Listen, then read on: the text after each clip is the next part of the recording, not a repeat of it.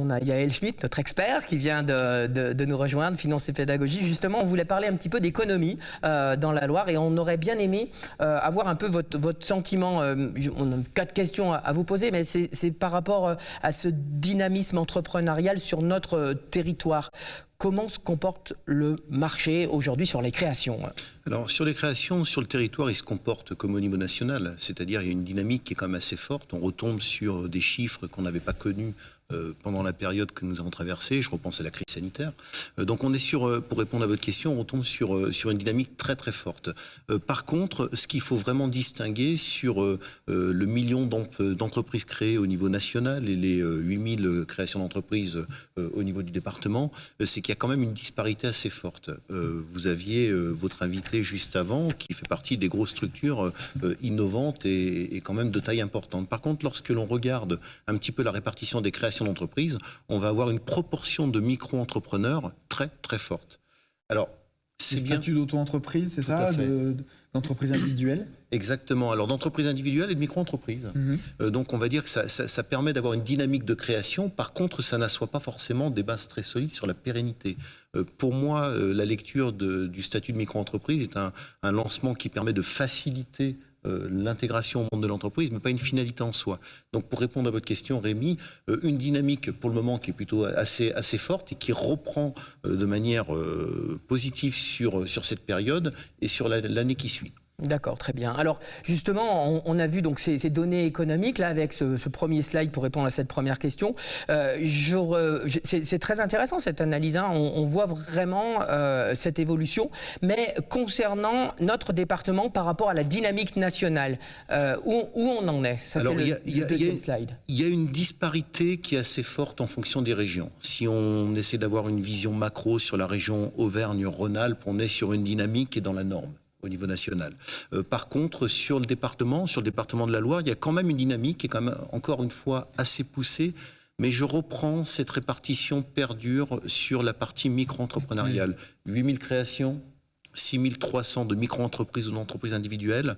Donc une dynamique, mais attention, on est dans un pays où même si les difficultés de création existent au niveau administratif, il y a quand même un soutien régalien assez fort. Ouais, c'est sûr.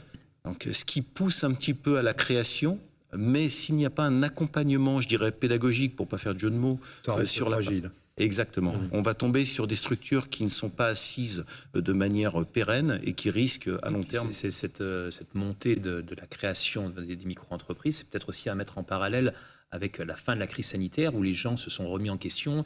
Il y a eu une quête de sens, de se dire, bon, bah, finalement, je ne m'y retrouve pas dans mon boulot, je vais me lancer tout seul, je vais voir, phase de test, micro-entreprise, auto-entreprise, c'est l'une des façons pour tester la facilité. Voilà. La facilité. Vous avez raison, Gilles, il y a vraiment 2 choses qui ressortent au niveau sociétal. La première, c'est ce que vous évoquiez post-crise sanitaire. Deuxième, ce qu'on a appelé la grande démission, hein, un courant outre-Atlantique qui est venu, où il y a une remise en cause un petit peu des fondamentaux de l'environnement de travail au niveau des plus jeunes.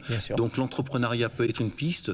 Par contre, la réalité, c'est que pour durer, il faut avoir quand même une assise plus solide que la simple création qui peut être au départ assez facilitée mais difficile à tenir.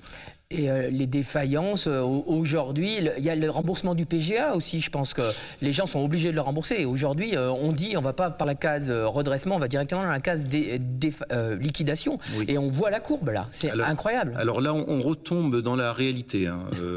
Si on parle de PGE, bien sûr, une pression malgré tout un petit peu des établissements financiers pour savoir vers où vont les entreprises. Est-ce qu'on rembourse, est-ce qu'on repousse ce fameux PGE? Donc là, il y a quand même une réalité qui est mis en face. Deuxième situation, je rappelle la proportion de défaillance, c'est 70% des micro-entrepreneurs par rapport aux grosses structures. Donc on retrouve cette proportion de création, mais en plus fort. 60% de créateurs micro-entreprises, 70% de défaillance. Donc on voit bien que s'il n'y a pas de structure d'analyse, s'il n'y a pas ces notions de fonds propres à prendre en cause pour assurer une pérennité, on les retrouve sur la défaillance. Une réalité économique, on vient de parler de l'inflation, donc une période qui a quand même été difficile parce que pas de visibilité, des choses qui arrivent, donc des réactivités à avoir. Et forcément, si on est sur des structures un petit peu juste, on prend la crise de plein fouet. Notamment sur les coûts de l'énergie, mais aussi sur les cotisations sociales, puisque désormais... les cotisations sont demandées et dues Alors qu'à une certaine époque, pendant la crise du Covid, Oui, parfois, il y avait des droits. Il y avait des droits qui étaient Ce qui est aussi inquiétant par rapport aux défaillances d'entreprises, là on évoque les défaillances d'entreprises notamment qui sont très fortes dans les petites structures, mais on voit de plus en plus de grosses structures qui sont en difficulté, et malheureusement on en a de nombreux exemples dans la Loire. On peut parler de Casino, la situation est très tendue, on ne sait pas trop ce qui va se passer pour ce groupe, qui est quand même l'un des fleurons de l'économie ligérienne. Puis il y a aussi un ancien Stéphanois qui s'est expatrié du côté de Lyon, mais Pro Bike Shop, qui était le leader qui est toujours à ce jour le leader français donc de la vente de matériel de vélo en ligne. Et pour eux aussi, c'est très compliqué. Donc, voilà. Alors, sur les statistiques, 50% de défaillance à 2 ans, 70% à 3 ans. Ça, c'est la réalité. C'est des choses qui perdurent, qu'on connaissait déjà il y a une vingtaine d'années, mais qui continuent à perdurer. Par contre, si on voit quand même les choses un petit peu positives, il y a des vases communicants. Oui. Effectivement, des structures partent de la Loire vers le Rhône. Malgré tout, le territoire est attractif, bien situé géographiquement. Un marché de l'immobilier professionnel. Bien sûr. Accessible. Accessible, et je dirais sans compétitivité. Donc l'entreprise qui a une possibilité, et on le voit souvent avec vos invités, d'avoir une activité à distance, je dirais la Loire se prête tout à fait à l'implantation. 31 décembre 2023, la disparition des ZFU. Je ne sais pas ce qui se passera. Vous en aviez une sur Moreno. Bien sûr. Donc il y avait quand même des choix intéressants. Zone franche urbaine. Zone franche urbaine, effectivement. Donc moi j'espère un petit peu aussi que le gouvernement reparte là-dessus, parce que c'est des très belles réussites. Justement, c'était ma dernière question. Où on en est là par rapport aux annonces gouvernementales? Et puis, brièvement, les finances, les banquiers, comment vous voyez 2024? Alors moi, 2024, comment je le vois, si on prend dans le secteur financier, si on regarde le CAC 40, 7400 points aujourd'hui, le CAC 40 réagit très positivement. Si les marchés réagissent positivement, ça veut dire qu'on a plutôt une visibilité. Ça veut dire que tout est bien. Mais pour répondre à votre question, les banques, des difficultés qui vont apparaître début d'année. Il y a des pressions réglementaires sur le bilan des banques, des augmentations de fonds propres pour des risques, on va dire, de structure. Néanmoins, il n'y a pas de crise de liquidité. Donc les banques sont présentes pour accompagner. Des taux d'intérêt élevés, mais ils sont connus. S'ils sont connus, on peut les intégrer dans le bilan, ce qui était plus compliqué. C'était pas savoir.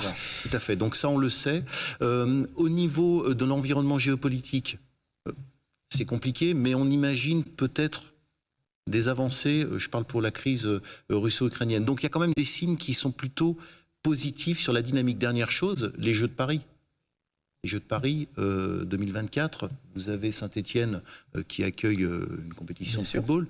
Quand on voit les retombées économiques, on en avait parlé sur la Coupe du Monde de rugby.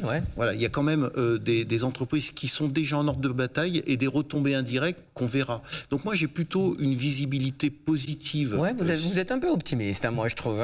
Je fais partie des gens qui préfèrent voir le verre à moitié plein qu'à moitié vide.